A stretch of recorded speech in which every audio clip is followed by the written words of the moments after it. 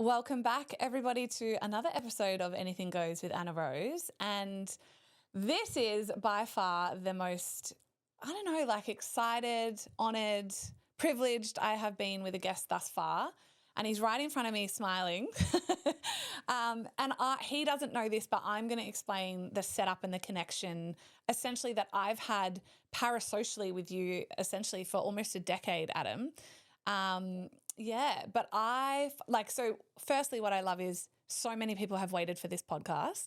Everyone's known that one day I would get, the man that has genuinely inspired me so much in business. But I've followed you for it's going on 10 years when you were Reliable Education. I was a young entrepreneur. I'm 30. I'm not that young. So I was like 28. But I was a young woman in business in Australia, looking for mentors essentially online from afar. I always knew that I was born to be an entrepreneur. And so, found a few really men, to be honest, that I vibed with, because I'm more of a I build masculine in that sense, and then I date feminine.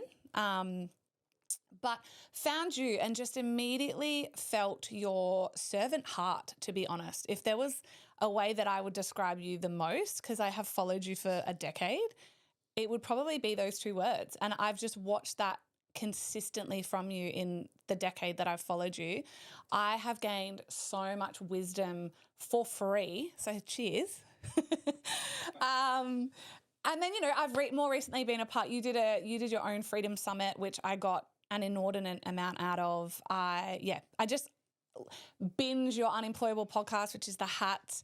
And I want it on the record. I actually want it on the record. Before you boys had your podcast, I was in federal politics very young. I worked for a federal member of parliament, and my boss used to say to me, "You are psychologically unemployable." And it was a compliment from him, and I always took it as a compliment. And so I've said it for so long, and then you boys launched Unemployable, and I was like, those mofos have taken the word. No, but I love it so much. So welcome to the podcast, Adam Hudson. So good to be here. I really appreciate you having me on, Anna Rose, and thank you for sharing that. Sometimes I don't know the history, and it's lovely that you've been around that long. Yeah. Such a pleasure. Now, I've listened to you long enough. I've heard enough interviews with you, specifically and honestly, mostly on Unemployable. I really do get so much from your podcast, and always respect as well when you boys take that time away, which I know you're currently in. So that's been hard for me. But how you describe yourself predominantly is like a retired entrepreneur, a freedom maximalist. But where I actually want to start, because I've watched this growth in you most recently, and I think this will serve so many the most, but I would just say you're a peace prioritizer right now. I feel that. Yeah, I feel that from you. I get that. Even before, we got on and I said, "Oh, I'm really respectful of your time." You're like, "I've got all the time in the world." I was like, you're an incredible man. So this is where I wanted to start, because you shared a post, I think 2 days ago, whenever you shared it, but you basically went into, we're going to get into all the nitty gritty that I, respect about you the most. But actually, I think the most important message right now for most Australians and people around the world is to take stock of their life, see where they're completely over-leveraged, overstretched, living beyond their means and pursuing a definition of success of what, and you've sort of been there, done that, and you're now really just pursuing peace. So did you want to talk about your life from that perspective, and what was the catalyst for you, and how you've chosen this life essentially? Yeah, I think, my story today is one of, as a product of a Western entrepreneurial machine, coming up, I'm 52 years old, and I think that's an important point for a lot of people watching. Gary Vee always says, don't compare your first quarter to somebody's third quarter, and so I've been at business for 30 years, and I struggled for most of the 30 years, and I lost a lot more than I won. So it's just the story of people who grew up in working class families that don't have the mentorship and guidance of a successful mum or a successful dad to help them avoid all the pitfalls. I went and made all the pitfalls and made all the mistakes, and was fortunate enough to stay standing long enough to also experience a couple of wins. and then changed my life.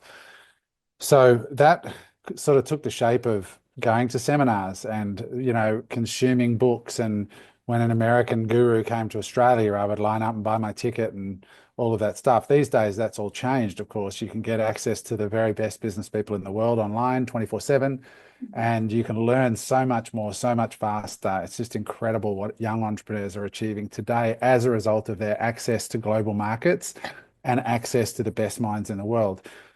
But one of the first things that was really big in my life was goal setting. Nobody ever told me about goals. Like I didn't even know like the idea. Nobody had ever explained that. And Jim Rohn said, "All right, first thing we're going to do in this workshop is set some goals." And so just write down your biggest, wildest dreams and just get the pen flowing.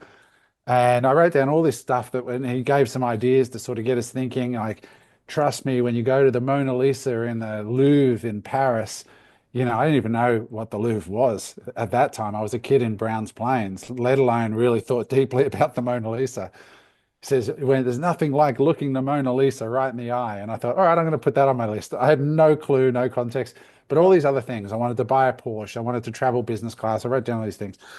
And so then I followed all of that and I got into sales and I got into entrepreneurship and eventually I got into business and owning real businesses and buying real estate. And basically, by the time I got to my late 40s, I'd achieved everything that most people would say, wow, you've made enough money to last you for the rest of your life. I owned millions, tens of millions of dollars of real estate, freehold without mortgages.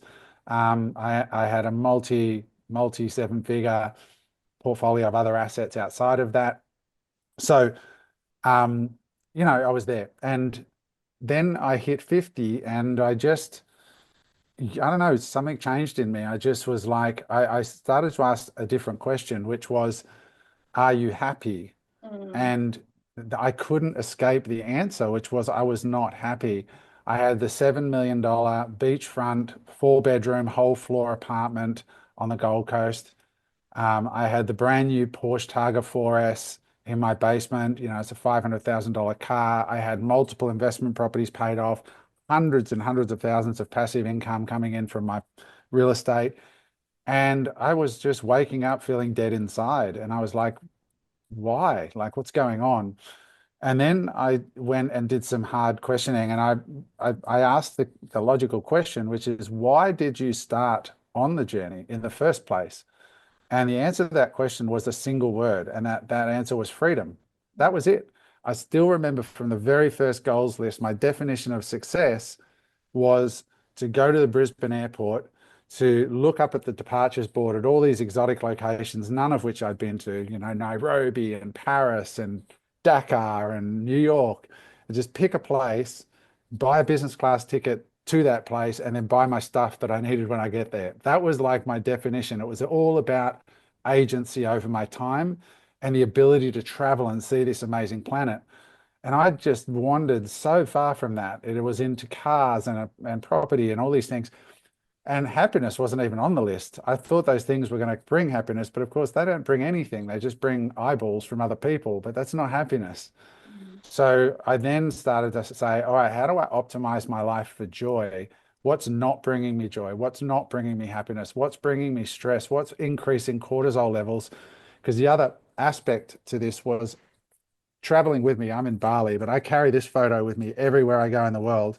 And it's the first thing I set up in a hotel room. And for those listening on Spotify, it's a photo of my mum in 1957.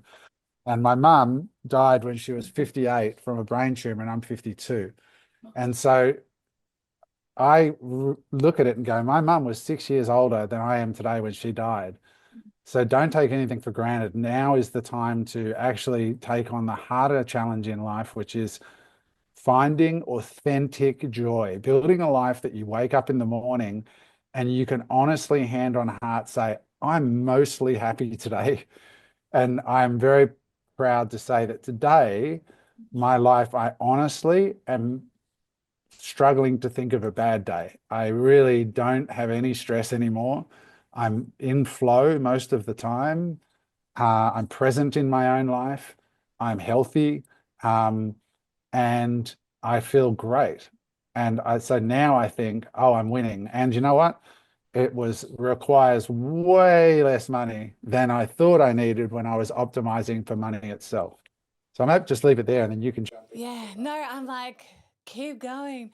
What I love about this, so again, I suppose just to mirror and reflect to you, having watched your, and I don't know you, obviously, I only know you from being online, but I think when you do, you are someone that shares your life like myself, like publicly. There is an element of getting to know the person with or without sitting and having a coffee with them.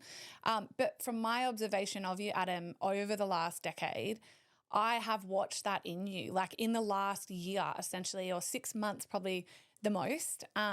It's like you've landed in your body. That's how I describe it for you. Like you've landed in your body and you're there and you look different and I think you sound different. And it's been remarkable for me to watch because I think what you've just explained is the point of it all and why I genuinely wanted you on. So it was a beautiful opening because yes, you've got a big story and that's the macro, right? Essentially, like deca, like tens and tens of millions of dollars of assets and the $7 million home and the Porsche. But I think if actually right now in Australia, we looked at the micro, that is every single Australian on some kind of level, granted because of government failing and being over leveraged and taxation and things like that. But ultimately, the biggest thing I wanted to get across always is what is the point of it all? Right? What is the point? 100%. And I want to make the point for the listeners, Anna Rose, because people hear what I just said, and a lot of people just immediately tune out and go, "All right for him, though, isn't it? You know, he's got a $7 million house, he had a Porsche, he had multi-million. All right for him," and immediately rule themselves out of the possibility of achieving a similar level of joy in their life because they still think that the money is going to bring you the joy. And it's just so not true. Like I travel regularly with a very good mate of mine who's 10 years older than me. He's in incredible shape. Like this guy, nobody thinks he's 60. You know, he's just turned 60. It looks like he's 45. He runs. He's fit as a fiddle. And he has had a very different financial journey. He lost everything through a bad business deal. And his financials are nowhere. I don't even think he would be a millionaire, right? And there's so many of your listeners just by owning a house in Australia are millionaires. Yeah. I think he's well under that, right? He lives in Cyprus and he lives in Southeast Asia and he moves around. He's completely free. He has a multi-six-figure income that he's built up. And he and I, when we're together in a country, like he stays here in Bali when he's here, if I'm in I was in Cyprus. He lived down the street. The interesting thing was he was living in almost identical accommodations to I was. We were eating in the same restaurants most of the time. We were going to the same gym. There was objectively very little difference between our lives, other than the fact that I've got a massive cushion that he doesn't have. But our lives on a day-to-day basis, we're eating the same food. We're both wearing the same kinds of clothes. I wear a $59 Casio watch. So and we're both happy. And but the joy comes from the being present in your life and being healthy and having real communication with people that you like, because all the rest, it's not the thing that makes you happy. It's just the icing on the cake. And today my richness, like I live in a home here in Bali and I always I'm building a home, but I rent until then. And I always rent a place with an extra bed. I've got my best mate who lives with me now. And then I've got an extra bedroom all the time for any of my mates. If they want to come out to Bali and just hang out for a week or two or a month, I've got another mate with me here. So I've got a house full of my mates. And my life is amazing because I'm surrounded by the people I love the most. We have a great, joyful existence. We're healthy. We go to the gym every day, you know, and so the joy is something that getting happiness in your life does not require money. It's a mindset. It's just so many people in the West are convinced that the happiness comes after the investment properties, comes after paying off their homes. And I could point to, and I lived where I lived on the Gold Coast, my building, there's 21 blocks of land and there's 5 billionaires. And one of those billionaires was in my building. And the rest of the people in the building were worth hundreds of millions of dollars per person. There's only 7 apartments in my building. And they weren't meaningfully happier. In fact, I'd say they're more stressed than me. I reckon I would take the Pepsi challenge to be the happiest person in that building, even though I was probably the poorest. I always always challenge that notion as well, though, because I just think if you are an individual, and they're not the individuals that listen to this podcast, I would put my net worth on that would turn around and go, but that is the average Australian. Yeah, well, good for him or lucky for her, or well, then you've just got the wrong mindset already, because at the end of the day, it's because you've sacrificed more, you've worked hard, you've taken bigger risks, and that's available to anyone at any point. Fact, because I've come from the bottom as well, grew up in poverty, ate moldy food, etc., and have created a life of abundance for myself. And it's like, it's not lucky for me, it's not lucky for you. It's just you put yourself at the right table in the right room, took bigger risks. So I'm always like, pish posh, if you've got that mindset, then you stay over there, we'll keep over here and live a beautiful life. Now, you have made a remarkably, it's not risky, incredible, courageous, I'll say courageous decision to sell what you did have. And I also want to say, before we get into this, because I want to take it all here, with, selling all your assets, paying your exit fee and leaving Australia to pursue this remarkable nomadic life elsewhere.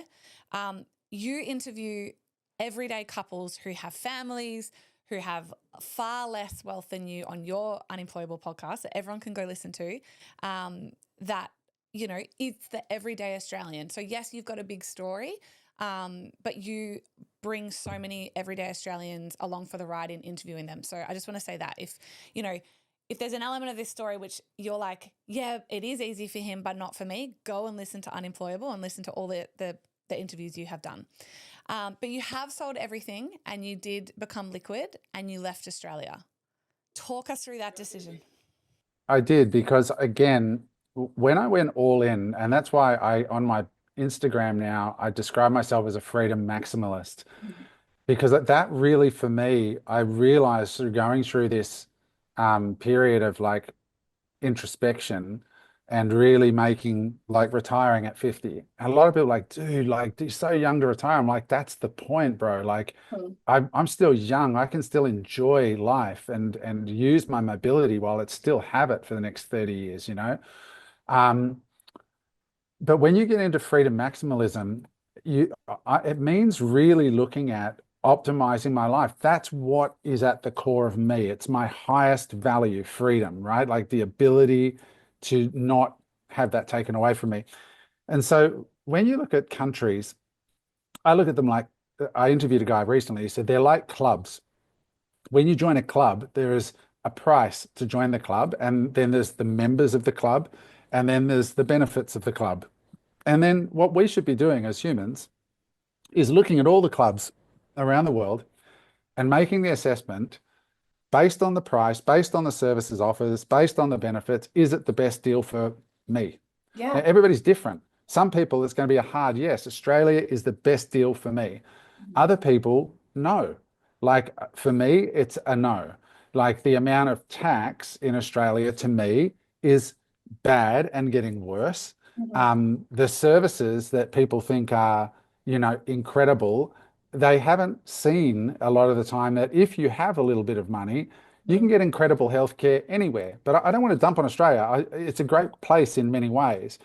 But for somebody who values freedom super highly, like I live in Bali now, I could go outside right now and ride up to a restaurant up the street and not put my helmet on.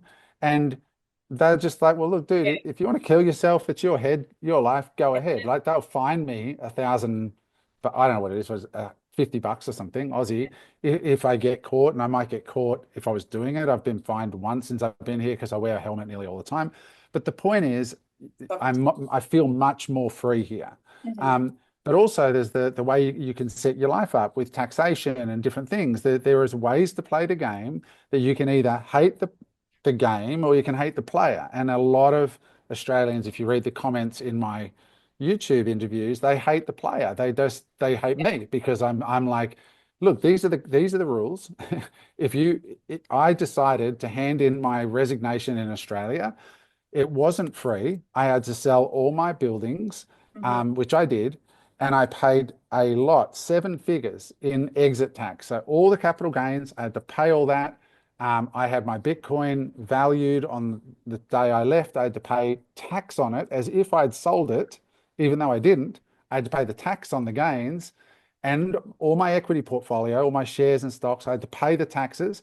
So as an Australian, you should be very happy because you got paid millions of dollars by me leaving, Yeah. and I don't draw on your services anymore. So if you're mad at me, why are you mad at me? How can you be mad at me? I don't draw on your services. I don't use your hospitals. I don't add to the queues. I don't consume the roads. I don't use I'm not in your club anymore. So Yeah. before you start typing in that you hate me, why? The real question is why. The reason is because you think you can't do it and it's therefore unfair, and now you're mad at me for it. But the truth is you could sell all your shit and you can buy a ticket to go to Bali on Jetstar for $500 and start a life here, and it's cheaper when you get here. The thing is, you don't want to leave the comfort zone that you are comfortable in, and that's fine. I Yeah. don't hate the people that do. So I did it because I value freedom, and now I've set myself up structurally. So I'm in a very, very tax effective structure. I get to make my capital gains tax free and my income tax free, and I'm able to move around, and I'm free. I can do what I want when I want, and there's a lot of people. It's not the tens of millions of dollars that give me the ability to do that. It's that I have income sources that I've developed and built that anybody could develop and build if they set their mind to it. Yeah.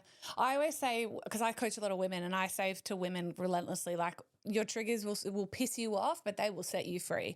So people that obviously project and they're like, say whatever they say. I get so much hate and criticism as well, Adam, and I'm always like, it's because what I live and who I am, same as you. It's like, it's what you want or what you think you can't have, and it simply triggers you. So it's interesting because Ryan and I are absolutely, I just think very sadly, I love Australia. I know you love Australia, and it's not about dumping. Here's what I always say. It's never necessarily about hating on or dumping on a country, but if you want to deal with facts, which is what I always will, it's okay to talk about them. And the facts are that Australia has changed and is changing. And what used to be the land of the free and, the country of abundant opportunities, it's just not anymore. And that doesn't make it bad. It doesn't make it right. It doesn't make it wrong, but it might not make it your country anymore. And that's okay too. But I think in Australia, we have been, there's the tall poppy, etc., so conditioned that the thought of, I think it's that the most, like the thought of leaving your own country is just so big that people can't comprehend it. Whereas I know Ryan and I, we're like, we can't wait. We're like, we're out of here soon. We're going to, like we've said, 1 to 2 years. I know you thought about it for 3-ish, I've heard you say. So we're in the current process of absolutely understanding that we have paid I look at it like a subscription fee, right? We've got the premier subscription fee here. I've paid it. I'm happy to have paid it. But I also can't wait to go and build true wealth, abundant wealth outside of Australia, and then come back with all my money and you can tax me again. That's the way that I see it. I think it's smart, and sadly, as you said, like I think Ben Shapiro says it, and people are going to light up as soon as I even say that name because he's Jewish. But he says facts don't care about your feelings. Yeah. And Australia, it is a beautiful country. I mean, I think I say to people, it's like the hot girl or the hot guy who unfortunately has developed a shit personality now. Yeah. But it used to be that it was the hot girl or hot guy that had Chris Hemsworth's personality or Margot Robbie. Like that was the country was basically Chris Hemsworth and Margot Robbie. Hot and nice. Like Amen. irresistible combination, right?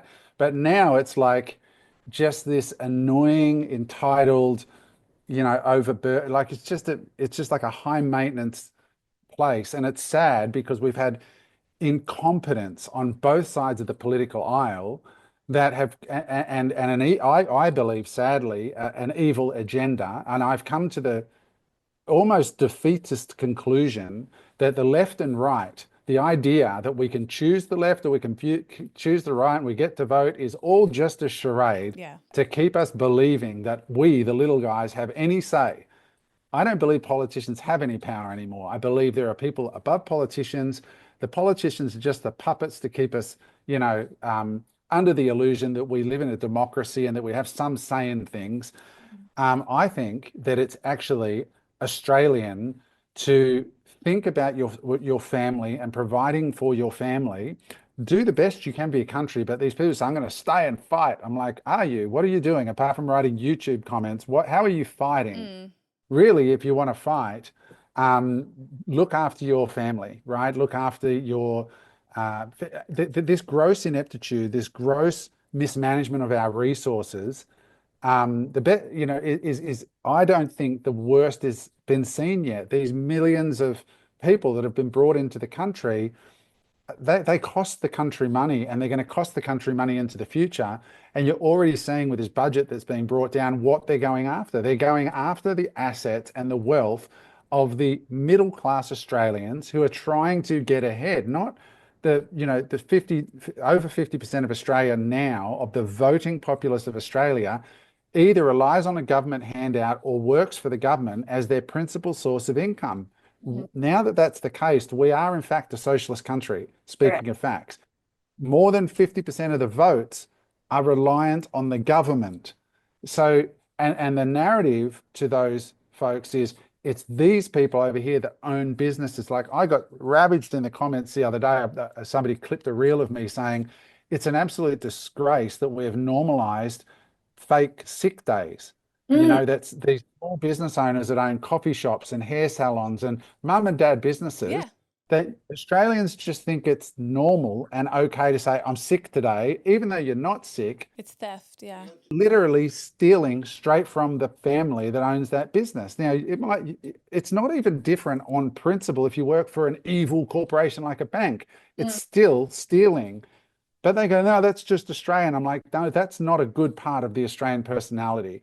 The Australian personality was you would not leave your workmates hanging. You would not force extra work on your co-workers if you were well. Our baby boomer generation grew up shoulder to shoulder. They grew up, my granddad didn't have a sick day in 30 years. That's what we used to be proud of. That was what now we're like, oh, I told my boss we chucked a sickie, let's go down the pub. That's not cool.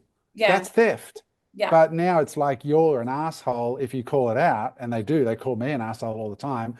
You're an asshole if you speak up against multiculturalism. And I'm saying, look, I just want Australia to be, I'm not saying there shouldn't be immigration. I'm just saying that while there's a housing crisis, while Australians can't afford rent, while the people that are here are waiting for hours and hours and hours in the health, in the emergency rooms, stop immigration for a minute. Yeah. Stop mass immigration. Yeah. And the reason one of the times I threw my hands up in the air was when I interviewed Senator Bragg, who's the shadow housing minister on the Liberal side. And he sat there in my podcast and I said, dude, how can you look me in the eye and tell me that immigration is not causing or not contributing in a meaningful way to a housing shortage and a price problem in Australia for renters and buyers? He goes, oh, it's just an input. I'm like, respectfully, it's a major input. It's over 1 million people in 2 years. And you're telling me it's an input? That's Adelaide. That's an entire city of Adelaide. Hospitals, roads, sewage pipes that has to be built to accommodate those people. Have you built another Adelaide in the last 2 years that these 1 million people have come in? No, you haven't. You haven't built the houses, you haven't built the infrastructure, and the average Aussie is suffering. And you're sitting here as the shadow minister, the guy that could be winning easy political points on this issue when Australians are screaming, and you're sitting here with a straight face. No wonder Pauline Hanson's going through the roof, because she's the only one that's calling it out. Yeah. No, keep going. Sorry. And I get called racist, and I'm like, dude, it's not racist to look after the people that are already here. And I've been to Europe. I've marched on the streets with Tommy Robinson. I've seen the pain in the eyes of countries that didn't control it. And you can see it politically now. You can see in the UK, look at what happened with Farage, overwhelming the vote now. Keir Starmer, the least popular prime minister in the history of the United Kingdom, according to current polls. But 12 months ago, I was called a racist. And it's like, no, talk to these people who've lost their countries, who are losing their culture. And that's why I get fired up still. And people go, well, you don't have a right to say anything because you're in Bali. So, bro, I'm doing more for Australia from here than you're doing from there. I'm getting abused every week. I'm going on podcasts. I'm speaking up for the country. The fact I'm doing from Bali doesn't make any difference. I still am Australian. I'm born in Australia. I love Australia. I have loads of Australian friends. But I want there to be an Australia in the same way that Japan is Japan, right? Like when you go to Japan, it's Japan, right? It's not any other country. You know, I come here to Bali. If you start a business in Bali, what you will not see in a business, if you're a foreigner and you start a business, you are not allowed to work in that business. If you do, you get deported. You lose your visa. You go into these Western-owned countries here, Western-owned businesses here. There's not one. Like, we were going to run an event in Bali and we moved it to Thailand because if I ran it here, I would be deemed to be working in it if I talked about it on my social media. I would have to hire an Indonesian to talk about it on social media. They are, you know, Australia, no, none of that sort of stuff. So I just think, you know, like, Australia does not look after its own anymore, and and people are like more loyal to this idea of Australia that's dead than they are to their own family, their own kids' future. Yeah, amen. Do you know what? I just think you're ahead of the time, Adam, to be honest. I think it was really interesting. So a few things. Number one, actually, you said something and I remember thinking, oh, that was the moment I decided, you know, I was going to stay and fight, essentially. I was a big voice during COVID, I call it. And so a lot of Australians still look to me and they're like, what do you think right now? And so I have spoken up a lot. So, but I remember saying publicly on my socials, the day that there was the Australian Financial Review released the article first around 51. It was 51% of Australians are now on welfare or, you know, the government check, so public sector. And I turned to Ryan and I said, I'm done. We're out of here. Fuck that. It's a socialist country. We've lost. Labor is still going to get voted in every single time, because, which is still just that it's all the same party, because that's it. That no one that's on that government, you know, welfare drip, I call it, is going to vote against who's putting money in their account and food on their table. So that was number one. That was actually the definitive moment. I thought, wow, how devastating Australia has actually fallen, and this is where we are. The second thing I want to say is, I came from politics. So randomly, I was a young staffer for a federal member of parliament from 20 to 24. And I'll tell you exactly why. I don't give a fuck why Labor are bringing in so much mass migration, because they branch stack with them all. So when I was in politics, I was 20 years old, 21, 22. And if, you know, media actually did their job, they could look into this. But this is where the corruption starts in politics. So there are branches which pick the federal member of parliament. So the branch at the local level, Liberal and Labor, pick the person that goes up to be voted against in parliament. People wouldn't know this. So this is like, and I remember so I worked for Dennis Jensen, DJ, Dr. Dennis Jensen, and the candidates over in Western Australia at the time, they wanted to put in like a strong Labor candidate next to him, but also they wanted to swap him out for more of a yes man, like a puppeteer of the Liberal Party. And so they started to all of a sudden, it was, you know, nothing against Indians, but facts don't care about your feelings. All of these Indians, hundreds of them, started to get stacked into these branches. Now, I've got the branch list because I work for my federal member of parliament. And I was like, I asked Dennis, I said, what's going on? Like, what is this? And he laughed at me like, you naive little child. Like, it's branch stacking. This is how they do it. They bring in, you know, mass migration, they stack the branches, and they just can continue to stay in power. And so I'm 38 now. So that was, I'm really fucking bad at math, 18 years ago when I first got onto this. And I have just watched it progressively get worse. And we were actually walking the other day. We live in Palm Beach, a beautiful area in, you know, Gold Coast. And we were walking along Tallabudgera Creek. Oh, you know it, Tallabudgera Creek. And it was like Little India. It was unbelievable. And we were like, and again, I'm absolutely not racist, but facts don't care about feelings. And everyone walking past was genuinely like looking at it like, wait, this is an inordinate, you know, like you could just tell everyone was sort of like, oh wow, there's a lot of Indians here, and they're all wait till, you know, this is the first generation. Yeah.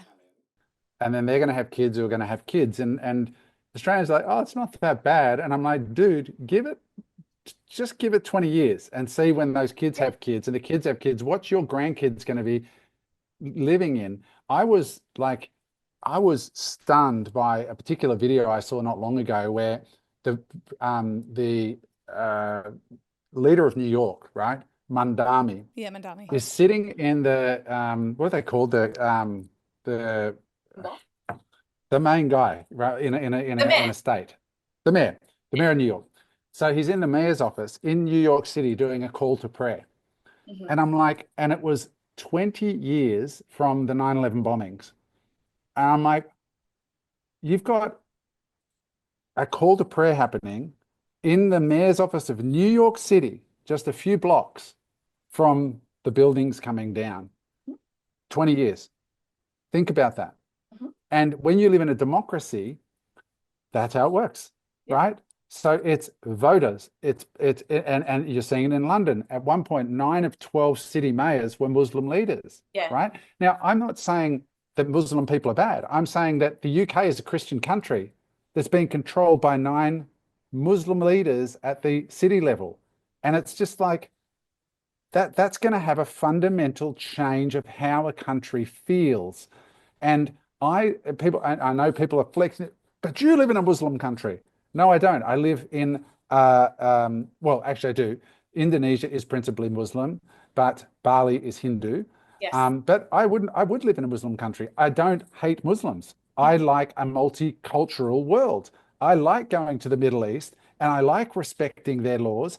I do not question when they say jump. I'll say, sure, how high? It's your country, right? I like hearing the call to prayer. When I do charity work here in Indonesia and go over to Java, I absolutely respect their way of things, right? I tell my guests, be respectful, don't drink, honor their customs. We're in their country, right? So it's not hypocritical to want us, it's not racist to want Australia to remain Australia. And I think Australians are finally waking up to this, and lefties mainly, they lose their mind and they start calling you out, and they use still labeling as their principal form of defense, because when like calling you names, calling you racist, calling you this, because they haven't got a better argument. They can't argue the facts, they can only name call.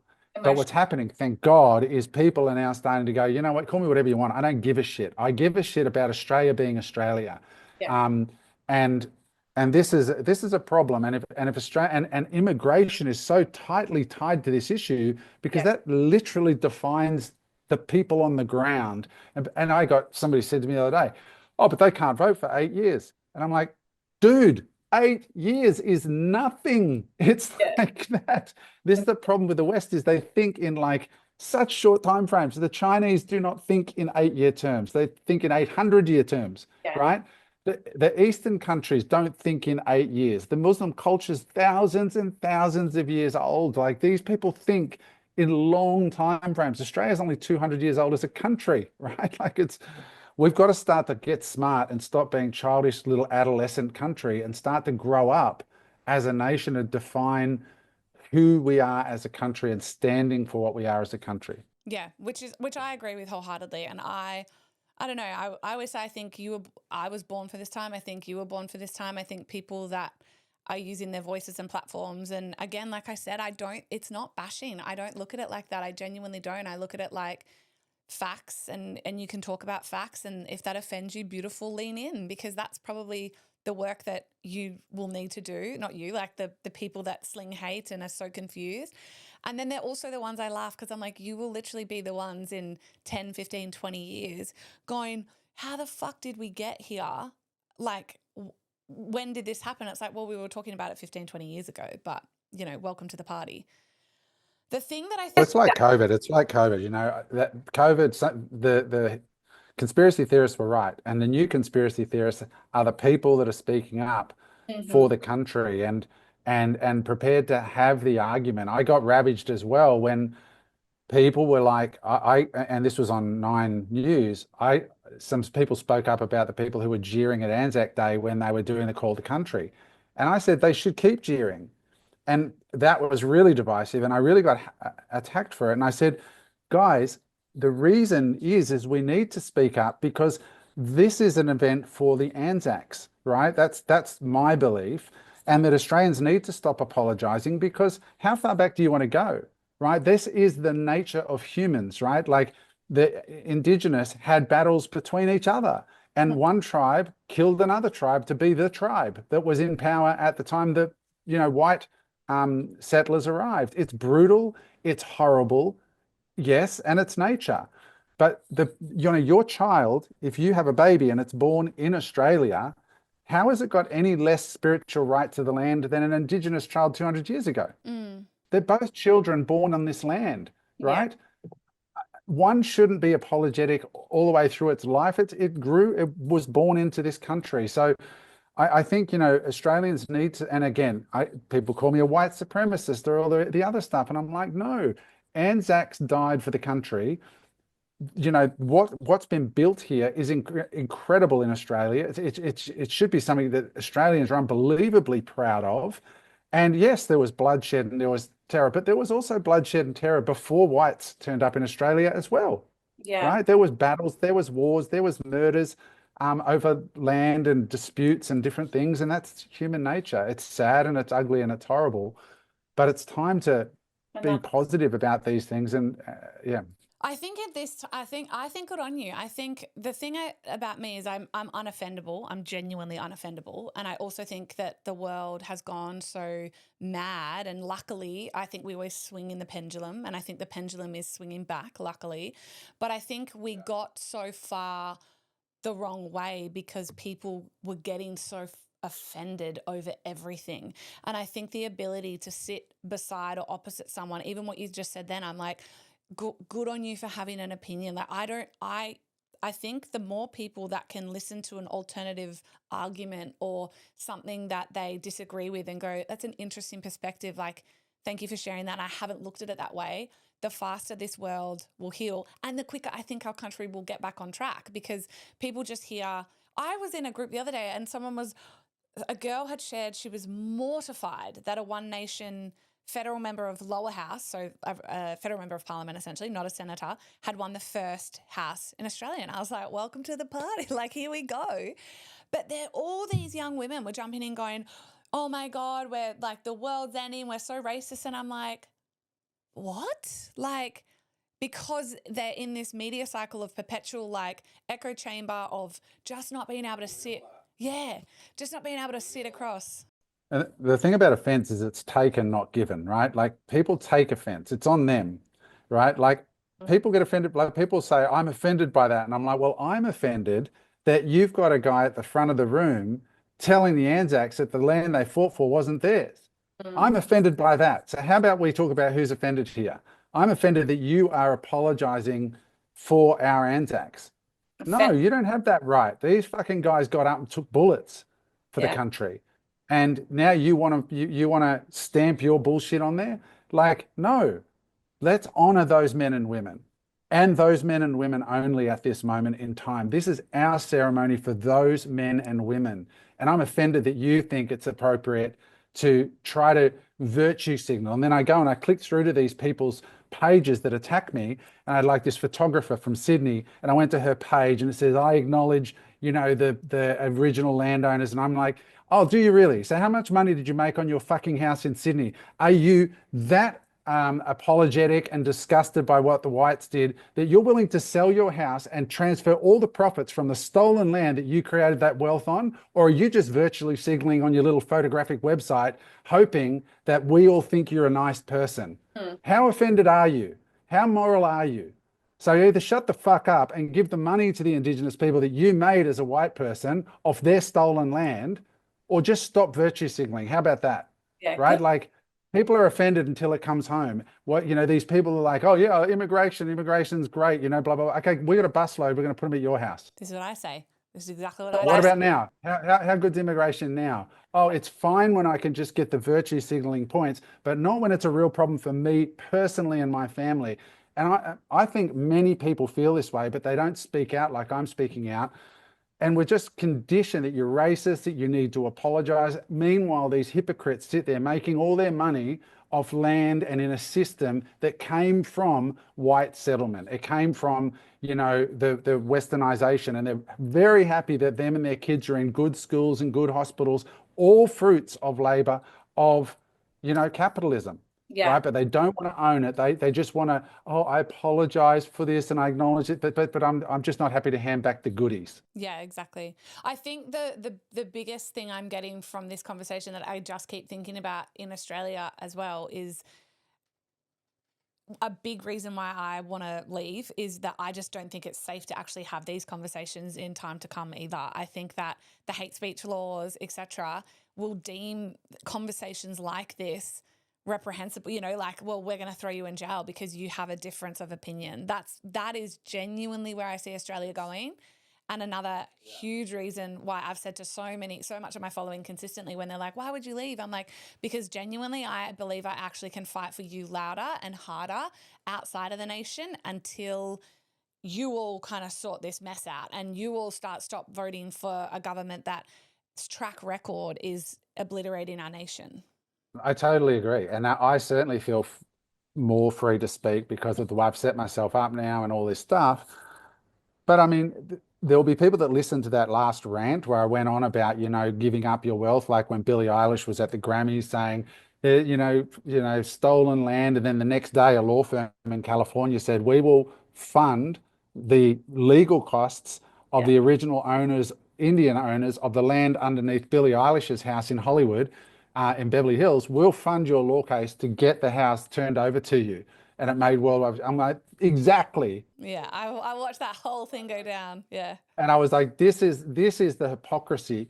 And like people will be triggered by that riff that I went on. But if you want to argue me on the facts, then argue me like what did I say that was racist in that? I actually said, if you really are sorry, then sell your house, take the profit and give it to the Indigenous people whose land it is, in your opinion. 100%. Or are you full of shit? Like, which is it? And then they sit there going, oh, they don't know where to turn or what to say anymore. So anyway, I don't want to, look, this turns into a political thing, and I really want people to just find joy in their life. Yeah. But I guess the reason I'm driving at this stuff is because when you get through and you do these really deep first principles discussions, where I arrived at knowing that, I want to leave this podcast on a positive note for people is just really test your assumptions around what's bringing you joy, because you can be joyful in Australia still. You can stay in Australia and be joyful, but you got to have these kinds of discussions so that you're like the most difficult discussions I've had in my life in the last 2 years have led to the first time in my life of like really being happy and joyful in my life. But it's the difficult discussions that once they're had and once you've gone through some really harsh realizations can lead to a much happier existence on the other side. Some of you, it might be like, we just don't want to chase the Joneses anymore. We just don't care. We're just choosing to opt out of needing the new car and needing the Rolex and opting for the $59 Casio. Like when you've had those first principles discussions with your family and with the people closest to you, and you really know as a family what brings you joy and what you believe in, people are unhappy because they're out of alignment, but they don't even know how to get aligned because they haven't had those real discussions to know where their center is. And when they know where their center is, they can start aligning to it. But at the moment, there's so much brainwashing on the average Aussie that they feel they should think this way, but inside they don't really feel that way. And it's not until they really have those hard discussions and are prepared to be vilified and prepared to have people close to them turn away from them that they'll find their joy. You will not find joy if you don't find your truth first. And when you find your truth, then you can start aligning with that truth and your world will change. Some people will disappear and new incredible people that align with that authentic truth of who you are will show up. And all of a sudden you'll start going, oh my God, I'm struggling to find a bad day now because I called bullshit on all the stuff that I was just pretending wasn't real for me before. And now I'm actually out of this matrix that I built for myself. Yeah, I love that. And I think there's a huge element, Adam, where, yes, it's always going, well, it's not always, but it deserves to be political in a sense. And everything, I love you're just such a professional podcaster to like start and end, like bookend basically how we started, how we ended. I love that without me even having to. But to me, when I then, reflect back on the whole conversation, it still just speaks enormously into who you've become in landing in your body, in the sense of you just said it. It's like you can speak your truth, you know who you are. I think an enormous element of just owning your opinion and owning the facts and being able to speak it so freely is part of the incredible life story of actually going through everything you've gone through, selling all the assets, choosing to live offshore, I call it at the moment, and then just knowing so fundamentally who you are and being able to be okay in the truth of it, that you might polarize some people, you might piss some people off. I think most cancers today are caused because people can't just sit across from someone and have a conversation like this and go, actually, this is exactly how I feel. Like, and here you are living this beautiful freedom maximalist life, having some harder conversations. Yes, absolutely, that feel political, of course, but actually it's just a man that has, can stand in his truth, has made really hard decisions and lives a life of peace because of it. And the truth is, Anna Rose, people look at me and go, "Oh, he's just some rich, entitled asshole that left the country." I'm like, dude, I spend less. My lifestyle is less expensive than many middle-class Australian. 100%. I don't own a car. Yeah. Rent a scooter.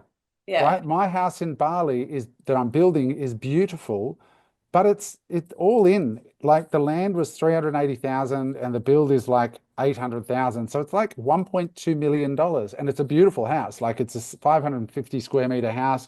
And yes, it's leasehold. I'll have it till I'm 85 and then I'll have to extend if I want to. Yeah. My life is less flash than many of the people that are hating on me in the comments. I reckon they've all got watches more expensive than me. They've got cars definitely more expensive than me. Their houses are more expensive than me. They spend more on food than I do.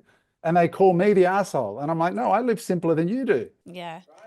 And they're all unhappy.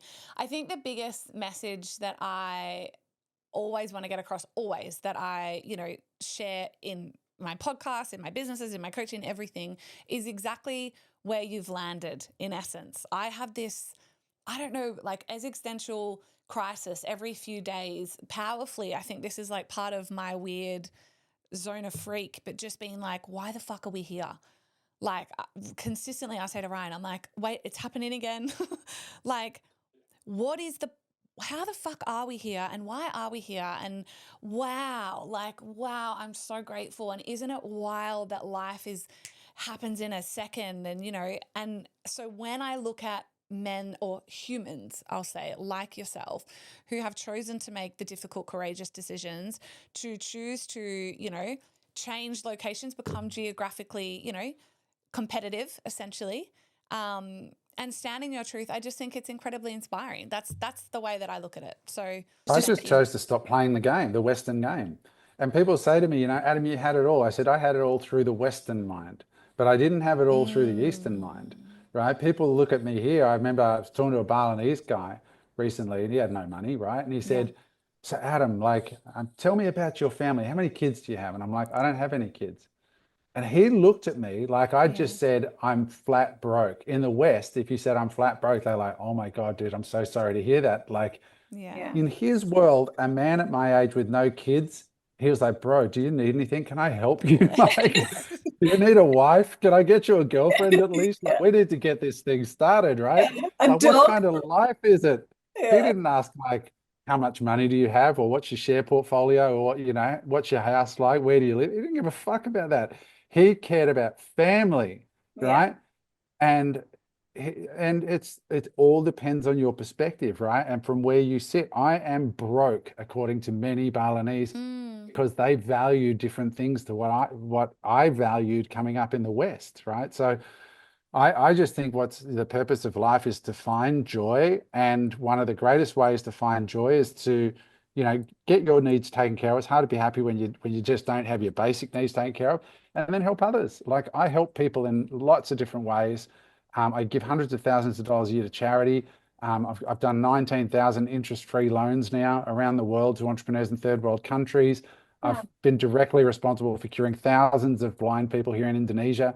I've done a lot, and I don't even talk about all of the stuff that I do, but I give away a lot of money and I get a lot of joy out of doing it.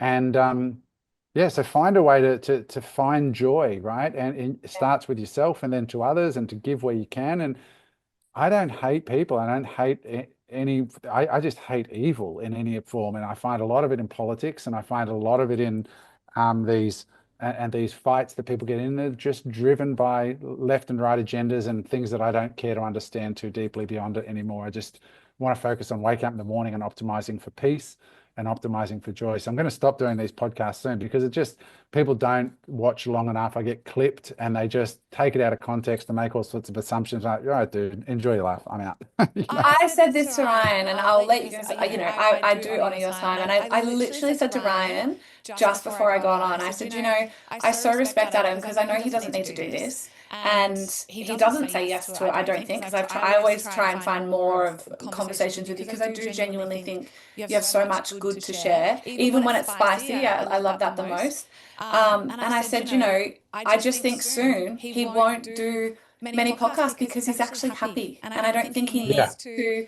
I literally said that before we got on. And so I really do thank you for your time, Adam. I want to end it the way I started it, in saying that I genuinely think, above all else, above, the freedom maximalist and the peace prioritizer, and this, retired entrepreneur, I genuinely think you are just a man with a servant heart. And even in the spice and in the rants, I know that that's coming from a place of you just want to wake Australians and humanity up. And I think there's so much courageousness in that. I think most people, let alone men, aren't willing to have these kinds of conversations. So just thank you. Thank you for being who you are. Thank you for being so giving and living in this time with all of us.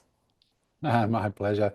Good luck with the pod, and happy to talk to your audience. Thanks, Adam. All right, you guys, I hope you enjoyed that episode. I never know necessarily where my conversations are going to go with my guests.